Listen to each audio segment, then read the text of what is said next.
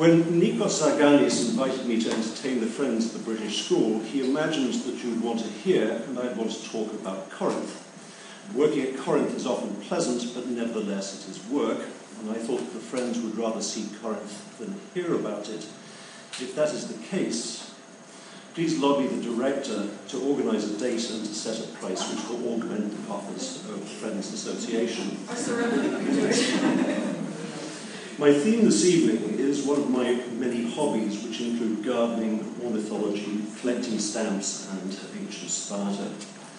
Although a very tiny portion of humanity, perhaps even some of you know me from my work on Byzantine and early modern Greece, even fewer still know or care that I myself profess to be a world authority on ancient Sparta. I first showed symptoms of nerditis, phytolepsy in Greek, when reading Greek mythology as a child.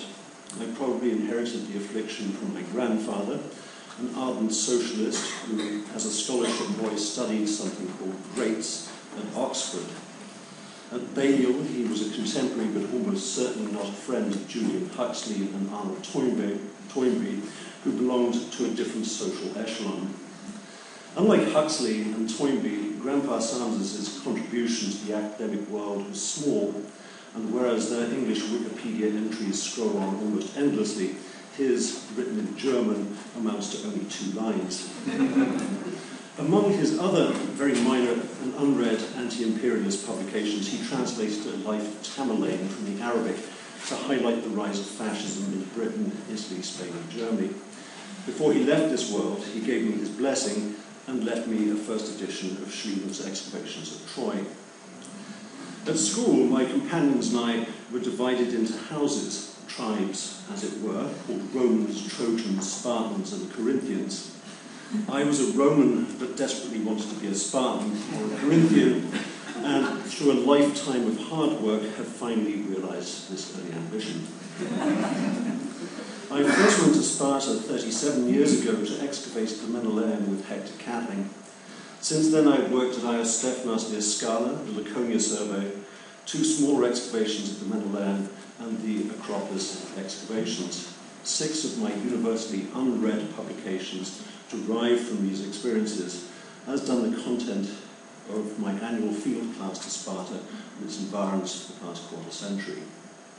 Okay, so Sparta.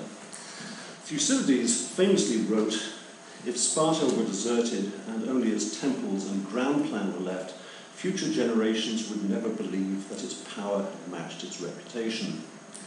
It is Sparta's temples and ground plan I wish to discuss this evening, not to judge Sparta's power in relation to its reputation, but to gain a better understanding of the religious landscape. On his third excursion from the Agora, Pausanias travelled past the theatre towards the sunset. The imprint of the theatre's cavea in the north hill of modern Sparta enabled early topographers to place the Agora somewhere to the east of the theatre. According to Livy, Flamininus attacked Sparta at the Phoebeum and the Dictyneum. Pausanias identified the Phoebeum below Therapne, and it was generally accepted that the temple of Dictynna lay in the same quarter. Pausanias saw it at the end of his first excursion from the Agora, and most topographers agree that this excursion ran southwards. In the late 19th century, Sparta became the focus of excavation, which offered the promise of objective, monumental evidence to Sparta's topography. In 1892, Charles Wallstein, later Sir Charles Woolston, and the American School began a short campaign of excavations. The work exposed a circular monument to the east of the theatre, which was identified as a round building at the beginning of Pausanias' second excursion from the Agora. Wallstein also excavated the so-called Tu Leonidas, revealing an unidentified archaic distyle in Antis temple built in squared blocks up to 5 meters in length. No identification was put forward. When N.E. Crosby aggressively refuted Wallstein's conclusions, Wallstein and the American School abandoned Sparta, leaving the field open to the British School. The discovery of Artemis Orthia anchored the fourth itinerary of Pausanias. Despite these discoveries, scholars have failed to agree on the remaining detail of Sparta's topography. Eleni Kourinou's recent synthesis of the archaeological and literary evidence also presents two new Spartan topoi. One is the location of the sanctuary of Athena Alea, noted by Pausanias and Xenophon, which is identified by an inscription found on the bridge of the Eurotas. It suggests that the ancient bridge nearby carried the road from Sparta to Therapne. Kourinou also found the site of a 19th century building 2 blocks north of Sparta's central square. 3 inscriptions dedicated to Poseidon of Tenerum were once immured in it. This discovery seems to confirm a southerly route of Pausanias' first excursion. This new data permits us to focus on his second and third excursions, both of which have proved problematic. Pausanias began his third itinerary in the Roman Agora and moved west past the theatre. Although his route is complex, Pausanias sketched a systematic word map. He twice specified the direction in which he travelled, and he identified 2 principal crossroads. From one of these nodes, a road passed beyond the course to the sanctuary of Apollo Carneus. The second node at the course had a road to the plains and another east towards the theatre. Fixing the spatial relationship of these nodes and roads is essential to our understanding of the topography of Sparta. The first node is clearly west of the theatre, but the location of the course is less obvious. Logically, it lies either A to the north or B to the south of the first node. More recent reconstructions of Spartan topography favour the south and place the course on the plains near Arapisa, near the modern suburb of Megula. At Arapisa, about 600 metres southwest of the theatre, massive brick-faced concrete walls stand among the olives. These walls attracted the British school because had they existed at this time, Pausanias may well have found them noteworthy. Excavation exposed an extensive bath complex within a late phase of which were immured 3 hip-home pilasters of Heracles. Those who consider the course to be at Arapisa argued that the baths were part of the gymnasium because Heracles was a patron deity of gymnasia and hip-homes were a sculpture-type common in such contexts. They further argued that the putative gymnasium was the one built by Julius Eurycles Herculanus, which Pausanias saw near the course. As Olga Panagia noted, the hip-homes are very clearly Severan. They were created 80 or more years after the death of Julius and about 30 years after the account of Pausanias. They are thus inadmissible as evidence for the location of the plains and the course. We must therefore return to Pausanias for further clues. Several topoi on this trip, such as the Serapeum, have watery associations, but these cannot be taken as absolute evidence that water lay nearby. A copious supply of natural water is, however, implied by the very existence of the plains. The close proximity of the course of the plains, Platonistas, is suggested by the fluidity with which Pausanias moved from the one to the other, and by the heroa of the Hippocoontidae found at both. The plains encompassed an artificial island surrounded by a moat of water, which served as the venue for an ephebic contest. At the plains, a sanctuary of Helen stood by the Dorcian spring, near which Theocritus set Helen's nuptials in the house of Menelaus. Pausanias saw the house of Menelaus immediately outside the course. The plains of Pausanias are certainly Platanus Orientalis. His many references to the tree indicate that they were noteworthy for their size. They overhung springs, grew on the banks of perennial streams, and one literally served as a fountainhead. The plain is a deciduous phreatophyte, and it is to be found only on alluvial soil with a high water table, close to running water, or in the beds of seasonal streams.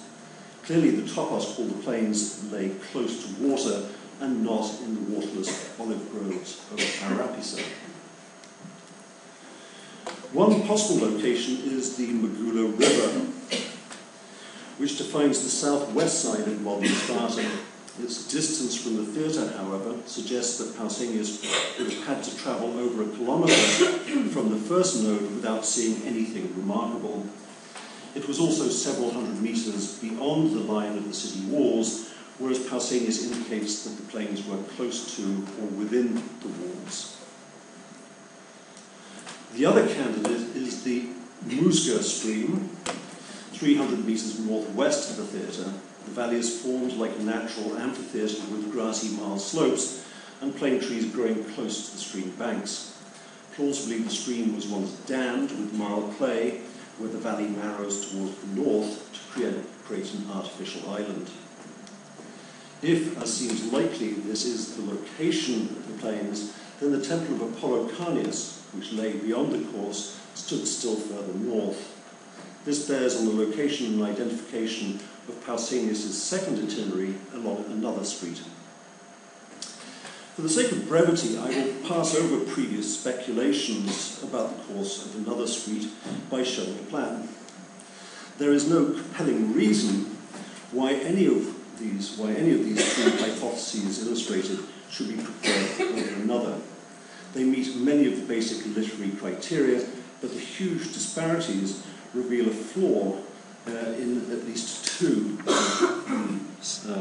restorations. Features of another street include a stadium and a temple of Hera on a hill slope, rather than the uniformly hilly terrain along the Eurotas. That's hilly.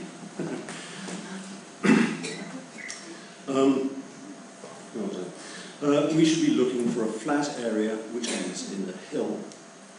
According to Pausanias, another street started at Skias. Near it was a circular building.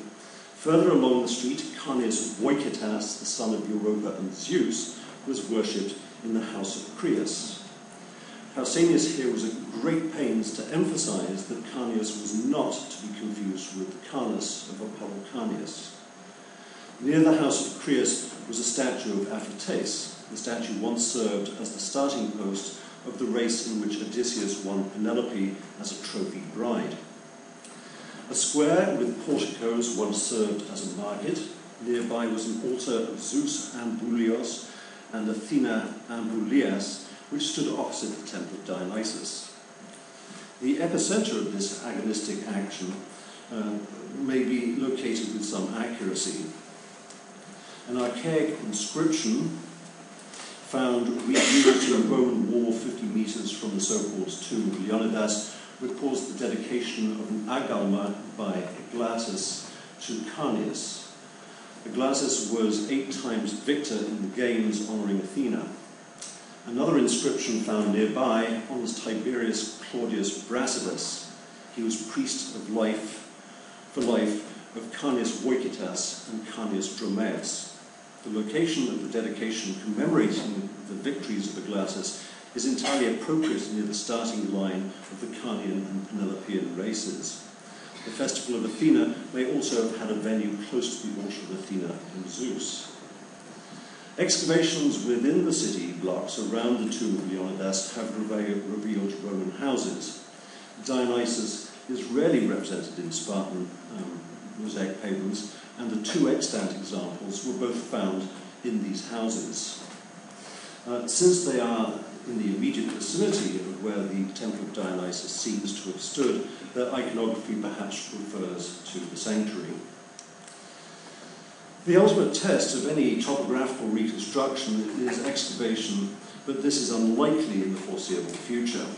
The present hypothesis is demonstrably stronger than those which it replaces, and has the virtue of making better sense of the topography. Pausanias described his tour of the districts around the Roman Agora in an orderly fashion. He began with the southward extension along Aphates Street. He returned to the Agora and took another street southwards, parallel and to the west of Aphates Street. On Sunset Street, he travelled west past the theatre and is careful to fix the sub-itineraries taken from local nodes. His fourth walk was generally eastwards, ending near Artemis Orthia. Thereafter he deals with monuments on the Acropolis Hill and perhaps north of the Roman Agora. Read in this fashion, it is now possible to consider the relationship between the ephebic battle of the plains and the Fabium below Therapne. After sacrifices at the Fabium, the procession moved to the shrine of Achilles near the tomb of the horse where the suitors of Helen made their oath. This was located by Pausanias on the road north to Arcadia. Here the Ephebes sacrificed and moved on to the island of the plains. There was the shrine of Helen, Alcuin's tomb, and the Heroa of the sons of Hippicon. It may be that the ephebic battle was a reenactment of the events to which the first part of Alcuin's Parthenon alludes. This indicates that the Dioscuri and not Heracles slaughtered the Hippocontidae. The proposed location of the plains lies close to the point where those arriving from Helena, where the Dioscuri lived with their father in exile, arrived at the mountains of Sparta. It is also close to the road from Tegea, by which Heracles and his small Tegean army presumably arrived in the alternate version. From this point, visitors could make an easy ascent through a narrow, steep-sided defile towards the theatre. Another street can and will bear further scrutiny. It seems that Wallstein was correct in his identification of the round building. The import of this conclusion is that we can approximately locate both the Skias, where the Carnian festival dinners were held, the place where Carnius was revered, and the track where Ephebes, decked in stemata, ran during the festival. Inscriptions dedicated by contestants in the Carnia festival were found at the theatre nearby. We should now begin to consider the Carnia at Sparta in relation to Carnius alone, rather than in relation to Apollo Carnius.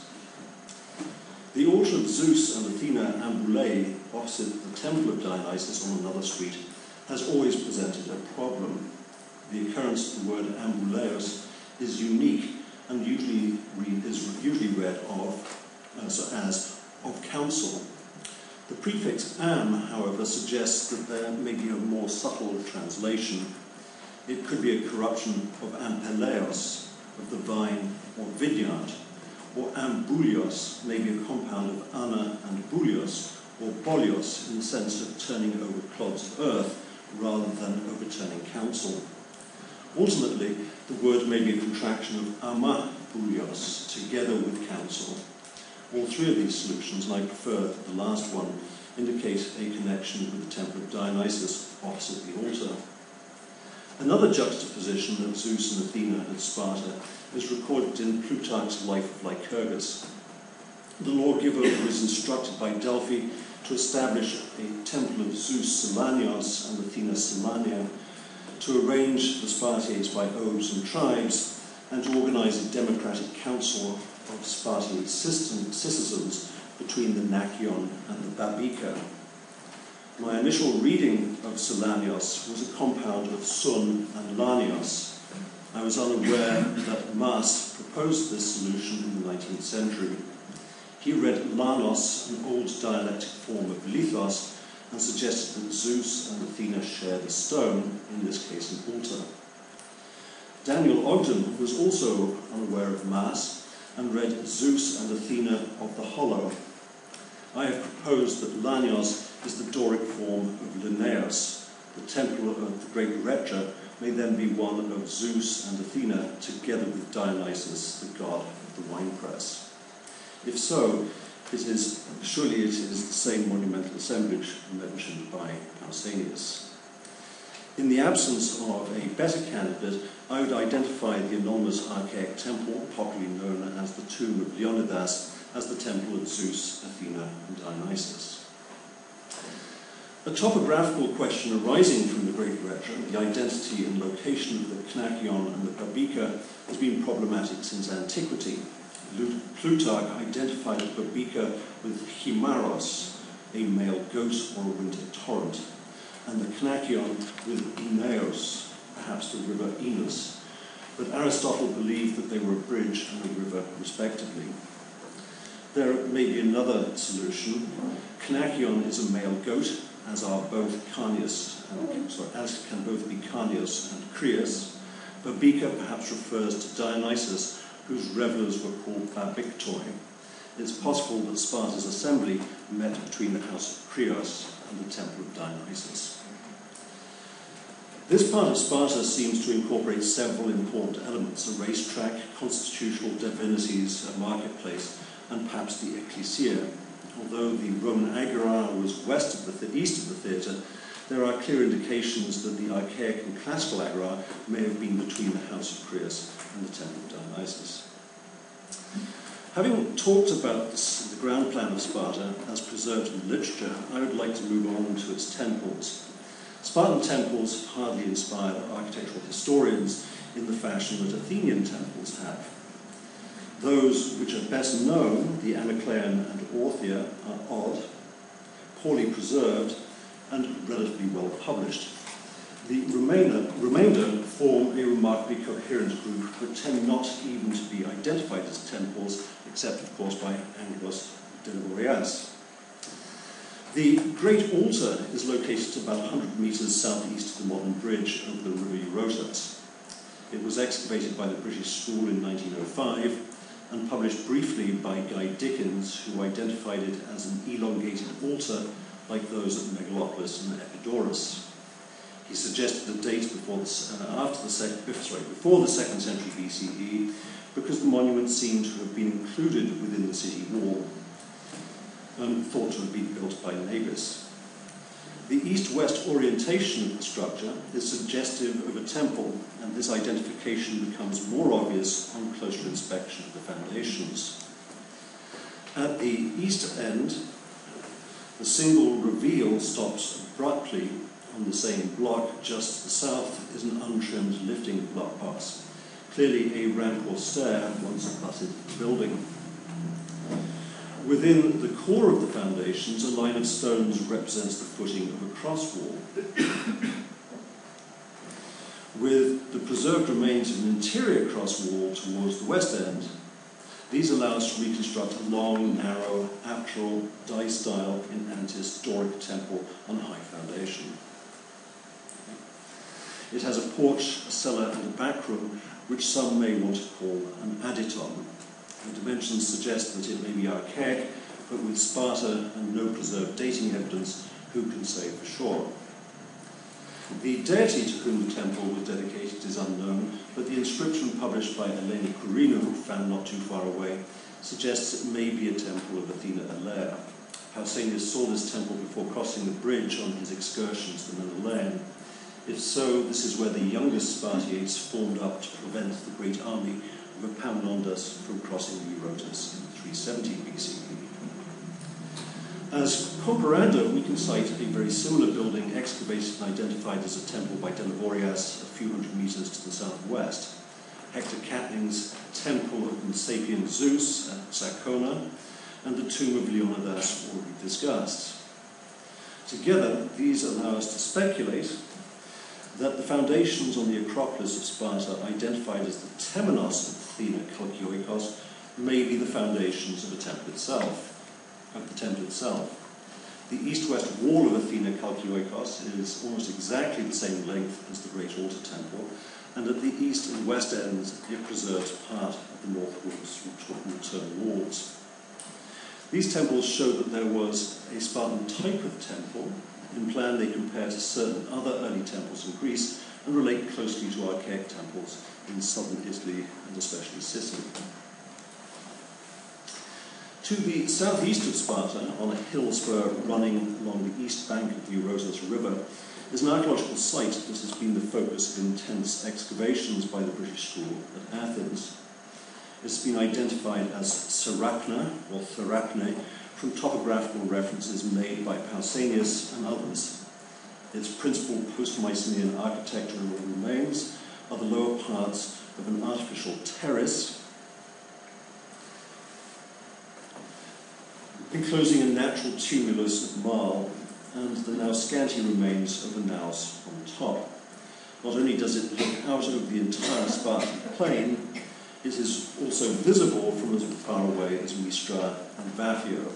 Indeed, on approaching Sparta on the main road from Helena, Therapne stands out clearly against the skyline on crests of the hills between the Upper Eurotas plain and the Sparta plain, just as the Temple of Helen and the Platonistas Grove were the first things a traveller encountered on entering Sparta, the first things he saw arriving from Arcadia were the hills of Sparta and immediately to the left, Therapne. And I seem to have dropped out a slide there, I'm sorry. At Therapne, I have dropped out a slide. At Therapne, the rectangular temple terrace is constructed of large, squared, conglomerate blocks of the type used in the archaic Spartan religious structures, such as the tomb of Leonidas and the circular monument and the Amycleon. Like the two latter structures, it has a tall, formalized retaining wall for a natural eminence in the terrain. Recent excavations by Richard Catling has demonstrated that this phase can be dated to the mid-7th century. A sloping ramp ascended the west and north side of the structure, giving access to the naos at least 5 meters above the surrounding ground level. The naos can be reconstructed as monostyle or distyle in antis, supporting a pediment. Fragments of the earliest disc criteria, including indicate that it too dates to the 7th century. In the first half of the 6th century, a broad buttress was added to the south and east sides. This had a triglyph and metape wall head frieze of hard blue Laconian marble. This is an odd location for a frieze, normally seen above the epistyles of Doric temples, stoas, and occasionally altars. Its only known parallel is in the sacred spring at Corinth, which I have elsewhere suggested was sacred to a chthonic aspect of Artemis, who was connected with birth, the agoge of youths, marriage, and death. One way in which the viewer in antiquity may have understood its use of Therapne is as the upper portions of a subterranean temple belonging to some Chthonian deity. In the early excavations, the votive material included a wealth of finds similar to the assemblage found at the Orthia sanctuary. They included thousands of moulded lead objects representing humans, animals, and objects, as well as terracottas, bronzes, and most significantly, at least one full-scale iron plough. The quantity, quality, and range of votives is totally in character with those dedicated at several major archaic and classical sanctuaries in the Peloponnese, such as Orthia at Sparta, the Heraean at Peripora, and the Argive Heraean. An archaeologist with no inscriptional or literary data about Therapne would not hesitate in identifying the site as a sanctuary of an important female deity. The votives alone, which are similar to or the same as found at the sanctuary of Orthia, strongly suggest that the goddess is a form of Artemis or someone closely related to her.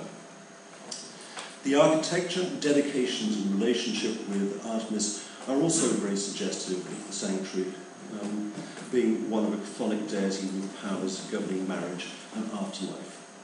Given the combination of Artemis, Ogrinis, and Despina in Arcadia, we may be tempted to see a similar combination reigning in Therapne. My discussion of the gods of Therapne so far has dwelt with the finds as if the gods of Therapne are unknown. In fact, their identity has been known since antiquity and is supported by inscriptions found during the excavations. The sanctuary belongs to Helen and Menelaus. 2 inscriptions from the early excavations can be restored to identify Helen and Artemis. The more recent finds are more explicit. A bronze Arabalos of the 2nd quarter of the 7th century is inscribed, Deities dedicated these to Helen, wife of Menelaus. A bronze harpax at circa 570 is simply inscribed for Welena. An early 5th century stela with a cutting to receive a small bronze figure is inscribed, Euthycranes dedicated this to Menelaus. Finally, an fragmentary bronze fiale of the 6th century is simply dedicated to Menelaus. Our knowledge that Helen and Menelaus were worshipped here has prompted some commentators to imagine the site was a Heroon. This misinterprets the material culture, which ranks second only to Orthia in its wealth, volume and variety. It also misinterprets the architecture, which ranks second only to the Amycleon in ornament and monumentality among the modest religious structures known as Sparta. When we are told that Helen and Menelaus were buried at Therapne, we should not understand them as dead, but they are dwelling beneath the ground, rather as Dionysus was buried under the Omphalos at Delphi.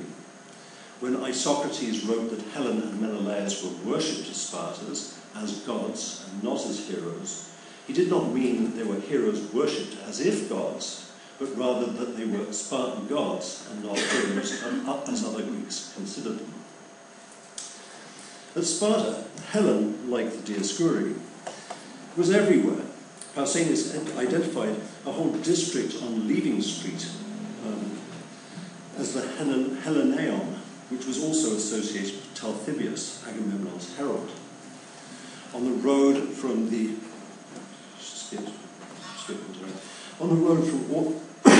Agra to Orthia, Pausanias saw a temple in which Helen's birth egg was displayed. Birth egg was displayed. At the old Agora, there was a racetrack where Helen's suitors raced for the hand of her cousin Penelope. At Platonistas, there was a temple of Helen and the house of Menelaus.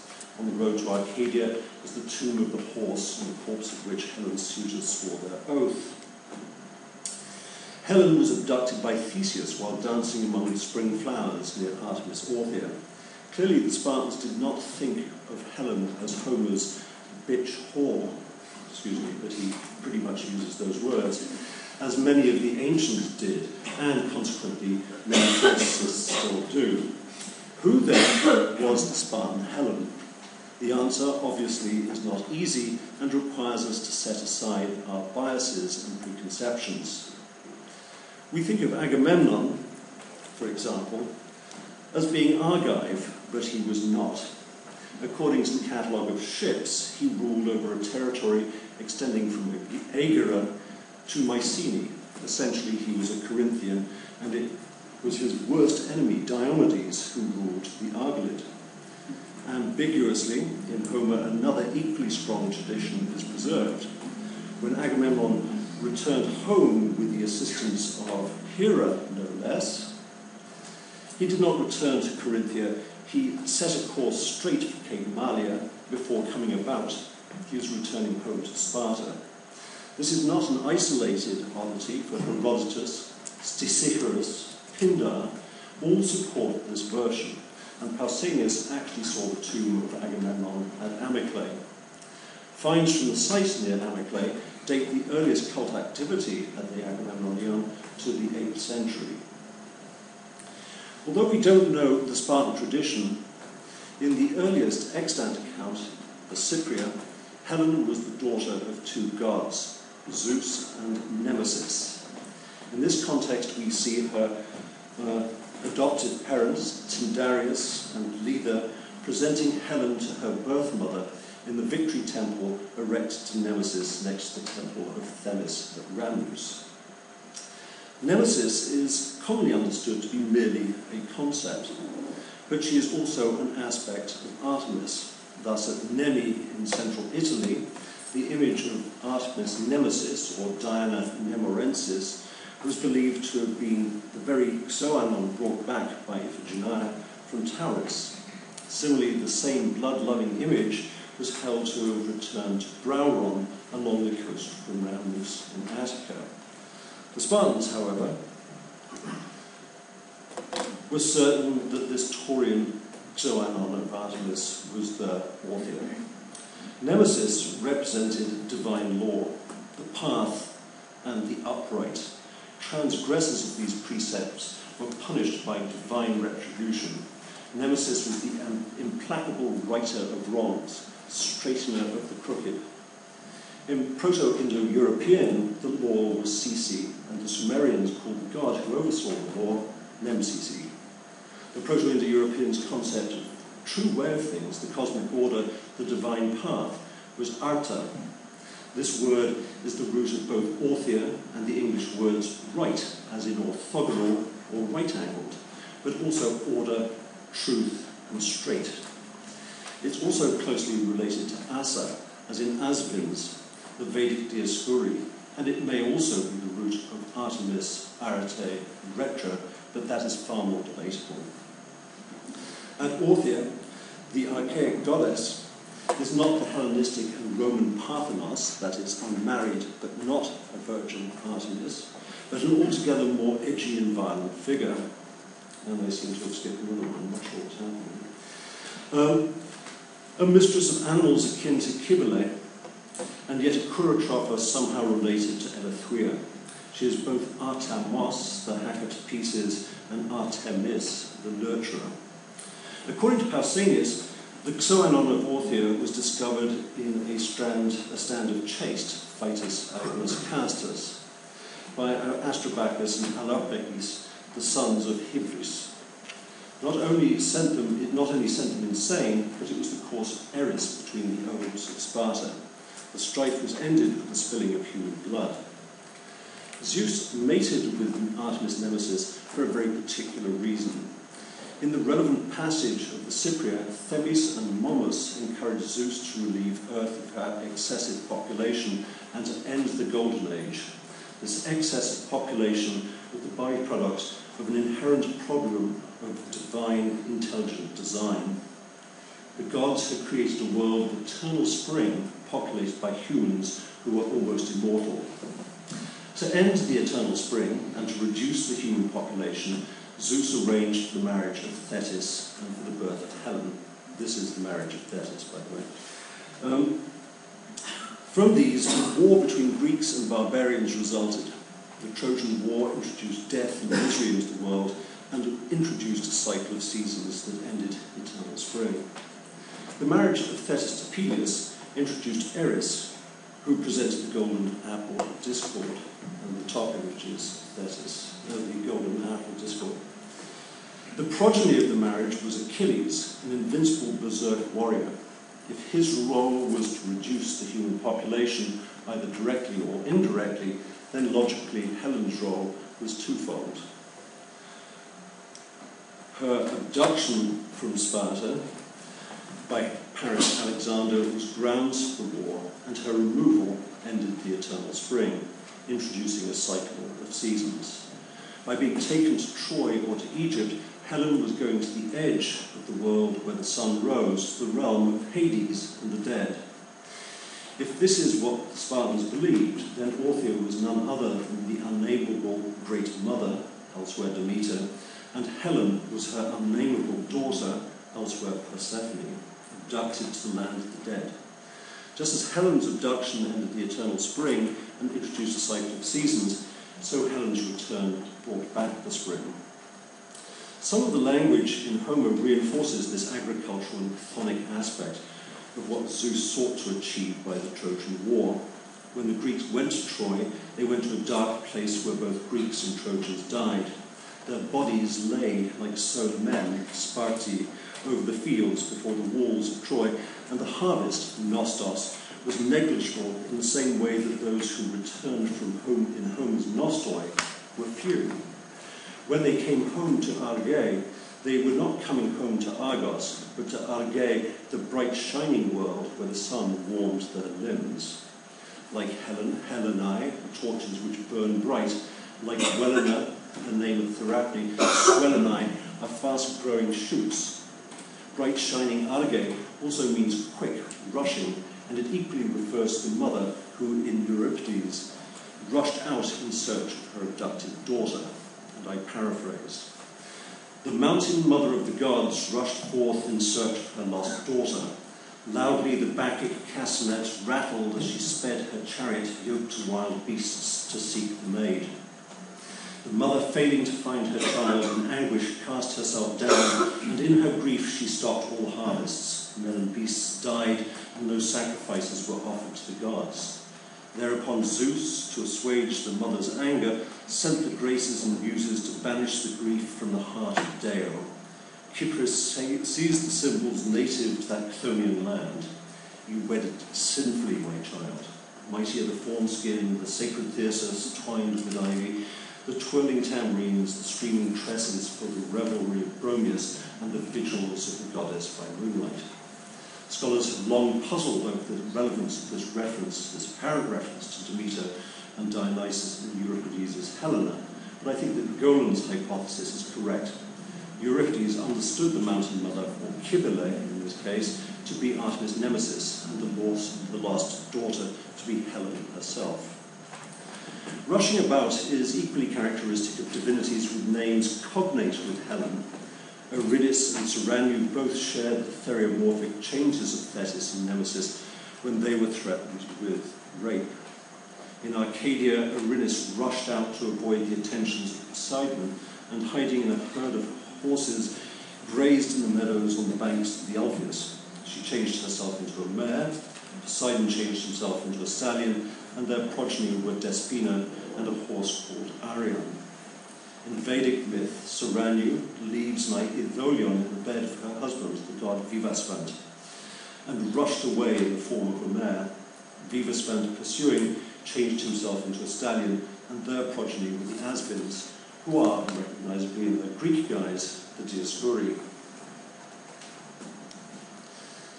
What is abundantly clear from the Orestes of Euripides is that Euripides understood Helen as the victim whose role was to bring about the end of Earth's suffering.